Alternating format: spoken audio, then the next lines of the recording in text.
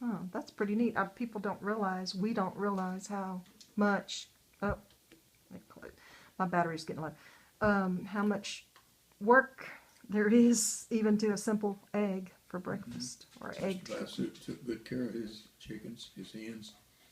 He would grow greens for them and gather them and put them in the chicken yard for them, and he would also let them out so they could browse around in the yard in the Free afternoon. range. He'd scatter corn out and let them. He'd feed a 20% chicken feed, laying mash, and then he'd throw a little bit of grain on the ground and let them out. And then when he was ready to get them back in, he just walked out there and called them. They'd follow him right back in the pen. Apparently they can be a pretty good pet, and I had no idea of that either. Yeah, you can make a pet out of them, but the whole flock were like pets. They'd go where he went, and he took care of them like they were valuable, and I guess they were. Yeah, I guess so. I mean, egg money for the ladies brings a whole new. Yeah. Well, everybody just about it had everybody on the farm, and even some that weren't on the farm had chickens and sold a few eggs. And I think it's kind of coming back that now a lot of people are beginning to have chickens.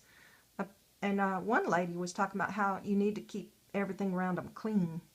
I did not realize that either, but she was very. Of course, hers was in a small cage, so I guess that all makes a difference too.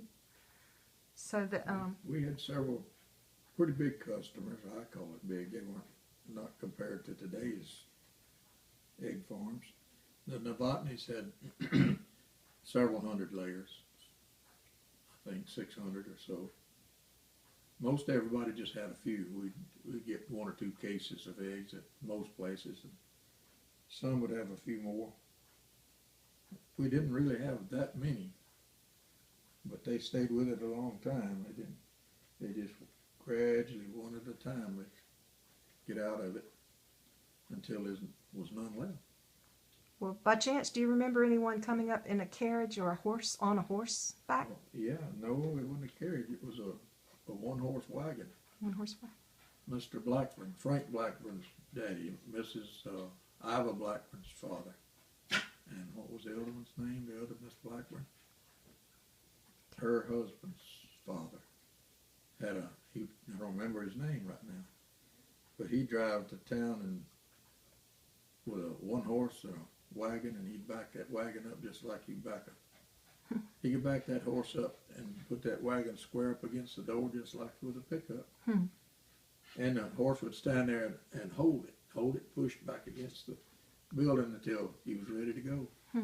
We'd load his feed or fertilizer on his little wagon, and he'd get up in the seat and cluck to the horse, and away they'd go.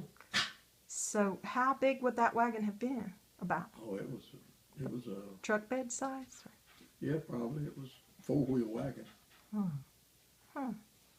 Just a factory-made wagon.